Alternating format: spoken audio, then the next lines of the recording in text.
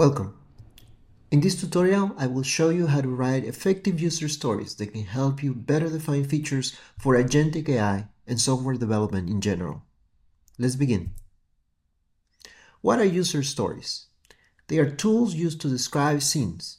You can think of them as a small script for a short movie. They are built by answering three simple questions: who, what, and why. Answering who tells you who is the protagonist. Answering what tells you the need or goal of the protagonist. And answering why tells you the motivations of the protagonist. User stories are great communication tools because they are easy to learn and understand. Anyone can quickly learn how to write good stories. They're powerful because even though they're simple, they can describe complex scenarios and highlight its main components, bringing focus to the discussion. And they're flexible because they don't tell you how to implement the solution. Instead, they focus on what is the ultimate outcome. This flexibility is particularly important for agentic AI, as agents themselves are capable to figure out solutions on their own. To learn how to write a user story, let's take a look at an example. This story is called Diego versus the Bank, a wire transfer story. The story begins with Diego calling his bank. The bank puts him on hold. Diego waits patiently while hearing the same recording. It has been 10 minutes now and Diego is still on hold. After 15 minutes, a service representative finally answers. Diego says he wants to send a wire transfer to his mom, and the service representative says they need to play a recorded disclosure. More time passes, and eventually he's asked to provide all the information required for a wire transfer. Diego is ready, as he has done this multiple times. When he's done, the service rep says he will have to read everything back to Diego to get a confirmation before he proceeds. Diego is tired. It's been 30 minutes and he's still on the phone. At the end, the service rep asks if he can hold for a few minutes after the call to answer a quick survey. You can imagine Diego's interest in answering surveys at this point. Diego wishes there was an easier way to do the wire transfer, and he's not wrong. Now let's try to write the user story for this example. And remember, when we write user stories, we will use the voice of our protagonist as if they are answering the questions themselves. So we say, as a customer, I would like to send money so I can support my family. Notice we're using the format as I would like, so I can. This is a standard way of formatting user stories. While these answers are valid, they are not effective or actionable. The answer to who lacks context. We know Diego is a customer, but he's not just that. There's missing vital context information to understand what's happening. The answer to what is describing what he wants, but it's too generic. Diego doesn't just want to send money, he wants a better way of doing it. And the answer to why, while valid, is not measurable. It's not under our control. Here's a better answer to these questions. We say, as a loyal bank customer who wants to send a wire transfer, I would like to do it without having to wait and be able to complete it under 5 minutes. So I don't waste my time. This version provides context about what type of customer is Diego. It gives us specifics on what exactly he wants, providing a measurable way to measure success. And it gives us relevant information for this specific need. He doesn't want to stay on the line for too long. It's not only inefficient, but also a bad user experience. Now let's see another example to learn how to write user stories for agentic AI. Some time has passed and now the bank has implemented an AI to help customers. Diego is now in his computer and starts a session with the AI agent.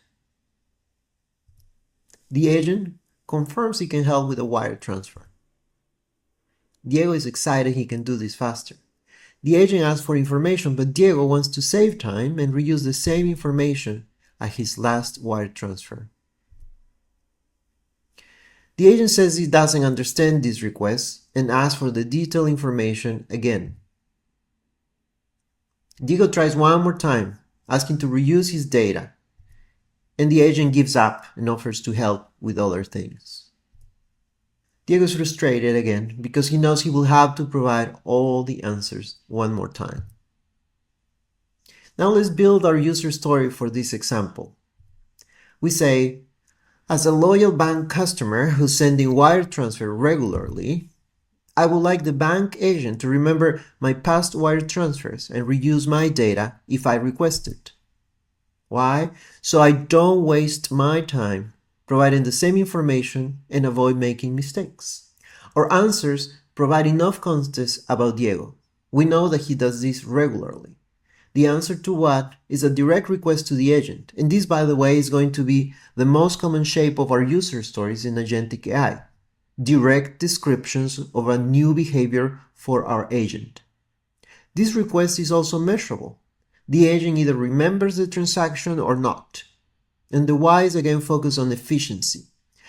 We could add some target time here, but since the waiting time is now gone, this story can still be affected by focusing only on the ability to reuse data. This is a good example of a simple, specific, actionable user story. However, when working with Agentic AI, there's more to be done. Remember, agents are probabilistic engines, and consequently, they can produce unexpected outcomes if not built carefully. For our story to be descriptive enough in agentic projects, we have to enrich it with additional considerations in some other domains. Here are some of the most important. Accuracy. This refers to the ability of the agent to produce consistent, successful results. To describe accuracy, you can include minimum percent of success rate, which also means you have to define what success is. You can add targets for the average response, and if you're working with RAG, you should also consider ways to measure groundness. This is how to evaluate that the answers you are producing are grounded in data and not hallucinations. Guardrails. These are safety nets you define to minimize risk. For example, you can include a minimum confidence threshold if your agent provides a way to measure this, like when you do RAG. This could become a way to ensure only high-quality results. Risks limits.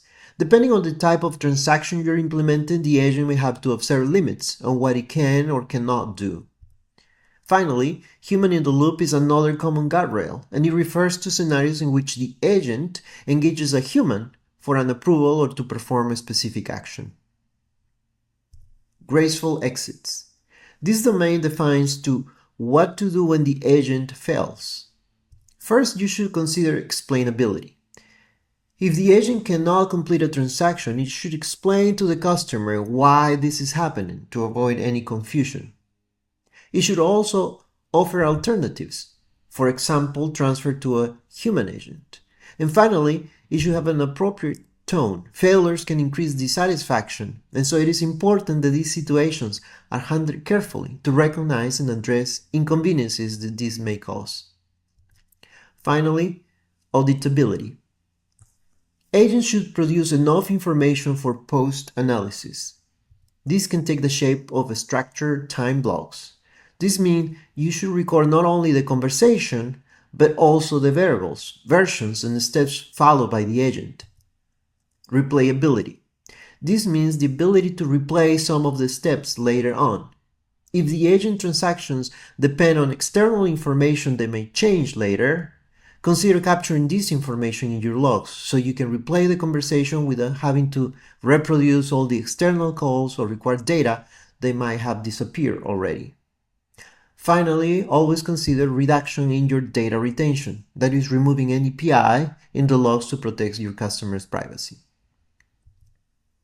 Now let's go back to our example and add values to these considerations to make our story a better fit for agentic development. For accuracy, we can say we want a 95% success with a 2-second average response. For guardrails, we can say that any amount over $10,000 would require a human approval. For graceful exit, we say that if the agent fails, then it has to do a live transfer to a human. For auditability, we ask to save the transaction information. We ask to save the version of the prompts, the LLMs, the toolkits, tools, and APIs. And finally, we ask to remove any API information from the logs. Now, our user story is not only defining the new feature, but is also providing enough context information for its implementation as part of an agentic AI development. Thanks for watching this video.